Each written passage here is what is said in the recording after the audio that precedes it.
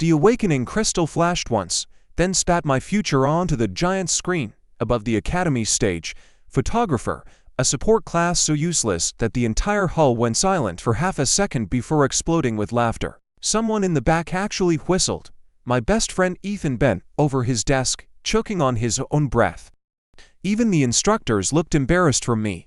In a world where awakened people became swordsmen, elemental mages, healers, assassins, beast tamers, and dungeon raiders, I had apparently been chosen by fate to take nice pictures of them.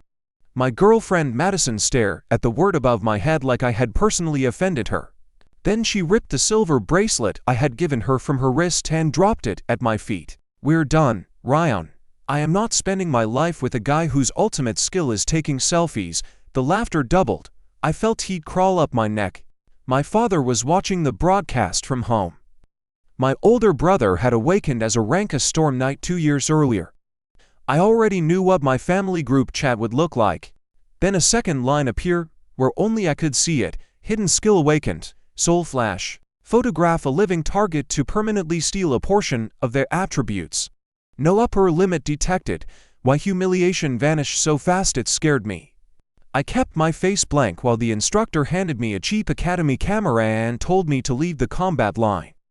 Madison was already walking toward Nathan Cole, the rank S prodigy who had awakened Dragon Spearman 30 minutes earlier. She touched his arm like she had been waiting years for permission. Nathan grinned at me over her shoulder. "Hey, photographer, take a picture of us. Make sure you get my good side." Every instinct told me to break his teeth. Instead, I raised the camera. The flash went off. A cold chime sounded inside my skull. Target photographed. Strength attribute detected. Agility attribute detected. Vitality attribute detected. Mana attribute detected. Dragon bloodline detected. Random extraction beginning. My knees almost gave out. Strength increased by 42. Mana increased by 67. Dragon bloodline fragment acquired. I had gone from weaker than the average awakened student to feeling like someone had poured molten iron into my bones. Nathan blinked. For one strange second, his hand trembled. I lowered the camera and smiled. Perfect shot. He had no idea what I had just taken from him. Master_content_to K. By the time I got home, my father had already made his decision. My suitcase was sitting outside the apartment, not packed neatly, thrown together. My shirts were hanging out between the zippers, my shoes had been dumped on top. The framed photograph of my dead mother had cracked straight through the glass. Dad stood in the doorway with his arms crossed. "You embarrass this family," I stared at him.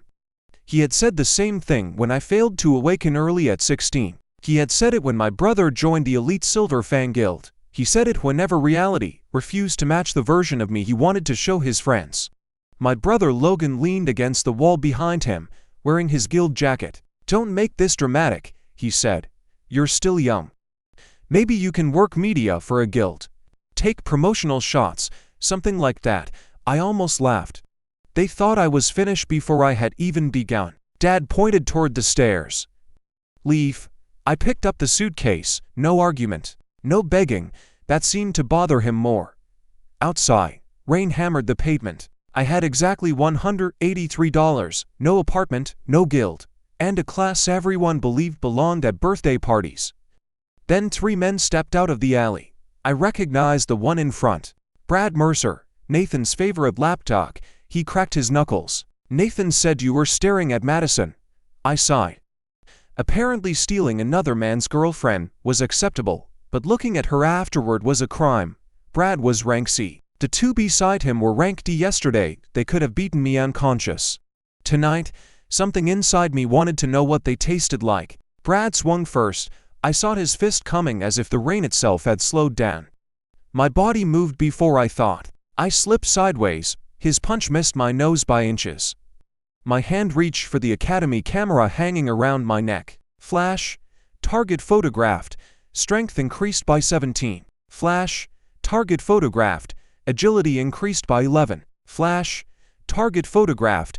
Vitality increased by 9. Brad staggered. "What the hell?" I punched him once. He flew backward and smashed into a dumpster hard enough to fold the metal inward. The other 2 froze. So did I. My fist was completely fine.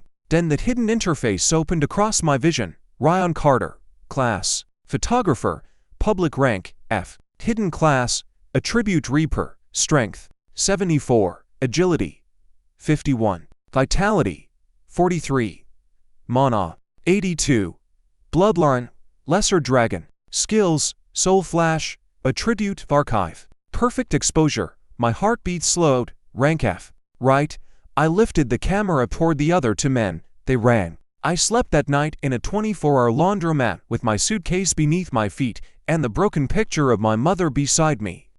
I should have felt ruined. Instead, I stared at the camera on my lap until sunrise. Every powerful awakened person in the world wanted attention. They gave interviews, they walked red carpets. They posed for guild magazines, they stood in front of cameras willingly. And my class had just turned every photograph into robbery. I whispered to the empty laundromat, who exactly is useless now. The next morning, I registered for the lowest public dungeon in the city. Moss Crypt. Recommended for rank Kef and rank E beginners. The clerk barely looked at me. Photographer? Yes. Stay behind a party. I will. That was a lie.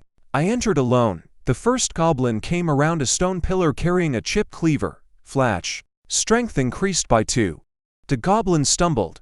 I kicked it in the chest. Its ribs collapsed. The second goblin gave me agility. The third gave me poison resistance. A cave rat gave me enhanced smell. A skeletal mage gave me 6 points of mana and a weak fire spell. Every creature I photographed lost something. Every loss became mine. By the time I reached the dungeon boss, my clothes were still clean. The boss was a 300-pound hobgoblin with a rusted executioner's axe. It roared. I raised the camera. Flash. Rare target photographed.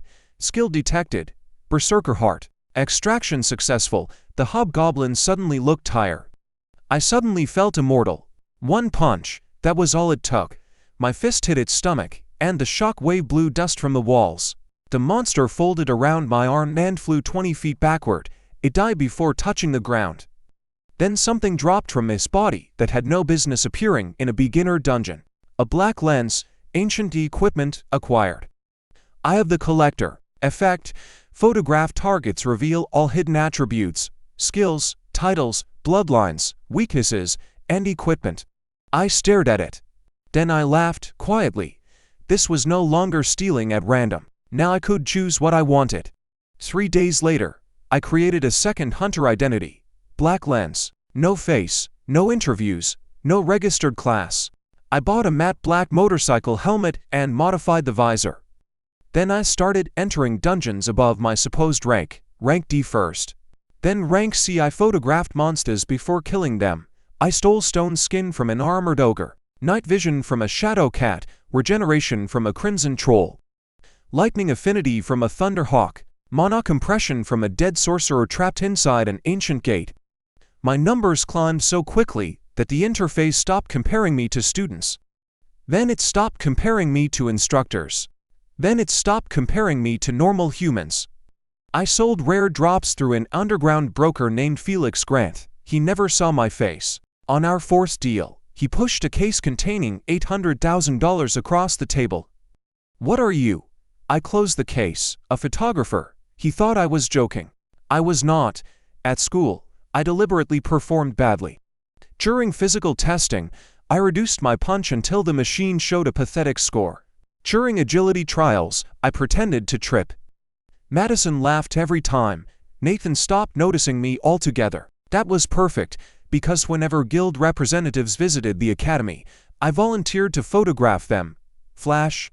A rank A fire mage lost a fraction of his mana pool. Flash. A rank S swordswoman lost a piece of sword intent. Flash. The vice master of Silver Fan Guild lost a rare skill called Battle Prediction. None of them noticed. Why would they? A fraction was nothing to people that powerful. To me, fractions added together. Every photograph turned the strongest people alive into a staircase, and I was climbing. 1 month after awakening day, the sky above the academy tore open. Not metaphorically, it actually split. A red dungeon gate appeared above the main combat field like a wound across the clouds. Sirens screamed. Students stopped moving. Every emergency display on campus flashed the same message. Dungeon break. Estimated threat. Rank S. Evacuate immediately. The gate burst. A creature fell out. It had 6 legs, a crown of bone, and skin like burned steel. The impact shattered the field. Teachers were thrown from their feet. Someone whispered its name, Abyssal Tyrant. It was supposed to exist only in military dungeons. Nathan charged before anyone could stop him.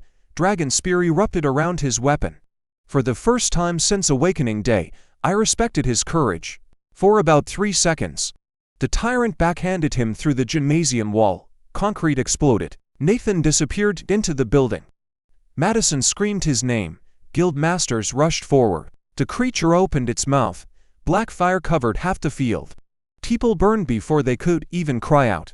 I stood inside the evacuation crowd, with my camera beneath my jacket. My Eye of the Collector activated. Abyssal Tyrant. Strength, Extreme. Vitality, Extreme. Mana, Extreme. Hidden Trait, Abyssal Core. Hidden Skill, Worldbreaker. Weakness, Core becomes exposed for less than 1 second after Worldbreaker discharge. I looked around. Everyone was running. Good. I slipped behind the equipment building and pulled on the black helmet. Black Lens walked back onto the battlefield. The tyrant roared. One of the guild masters saw me. Idiot. Get away from there. I ignored him. Madison was trapped beneath a collapsed viewing platform 20 yards away. She saw me walking toward the monster. Help me. I walked past her. Her expression changed from relief to disbelief. The tyrant lifted one claw. I raised the camera. Flash. Target photographed. Abyssal Core selected. Extraction failed. Target resistance too high. I smiled inside the helmet. So you can resist. The tyrant fired Worldbreaker. Black energy ripped toward me. Battle prediction activated. The attack became a map inside my mind. I stepped left. The beam passed beside my shoulder and carved a trench through 3 buildings. For less than 1 second, the tyrant's chest opened. A red core pulsed beneath its ribs. I zoomed in. Flash. Perfect exposure activated. Abyssal Core extracted. The monster froze. I felt something enter me that was too large for a human body. My veins turned black for an instant. The ground beneath my boots cracked. The tyrant stumbled like a puppet whose strings had been cut. Then I punched. No special technique, no dramatic chant, just one punch. The sound vanished. For a fraction of a second, the entire battlefield became silent. Then the tyrant exploded. Not fell, not shattered, exploded. The shock wave blew every remaining window out of the academy. Clouds separated overhead. A crater formed beneath my fist, wide enough to swallow the main building. Pieces of burned armor rained across the field. Nobody moved. The guild masters stared at me. Nathan crawled from the broken gym wall covered in blood. Madison stopped screaming. Dozens of phones slowly lifted. I turned around. A reporter near the emergency barricade shouted, "Who are you?" I raised one finger to the front of my helmet. Then I disappeared before they could surround me. By midnight, Black Lens was the most searched name in the country. By morning, it was the most searched name in the world. Every major guild offered recruitment contracts. Silver Fang offered $20 million. The Federal Awakened Bureau offered a classified position. 3 foreign governments publicly denied trying to contact me, which meant they absolutely had. Video of the punch reached hundreds of millions of views. Experts analyzed the crater frame by frame. They estimated Black Lens was at least peak rank S. Some argued higher. My brother Logan watched the footage at breakfast and told the news channel, "Whoever he is, he's the future of Awakened Combat." Dad posted the clip in our family chat. The same family chat they had removed me from. Madison gave an interview outside the academy. Her arm was in a sling. Her makeup was perfect. "I don't know how to explain it," she said, into the microphone. When Black Lens walked past me, I felt something, like fate, like I was meant to meet him. I was standing 20 feet behind the cameras, wearing my academy uniform. Photographer badge visible, public rank F. She did not look at me once. Nathan did. His face tightened. "Why are you smiling?" I adjusted the cheap camera around my neck. "No reason." Across the street, a giant digital billboard played footage of Black Lens destroying the Abyssal Tyrant again. The entire city wanted to know who was under the helmet. Guilds wanted him. Governments wanted him. Madison apparently believed she was destined to marry him. And nobody realized the unknown god they were hunting was the useless photographer they had laughed at that same morning. I raised my camera toward Nathan. He frowned. "What are you doing?" I pressed the shutter. Flash, dragon bloodline detected. This time, I took the rest.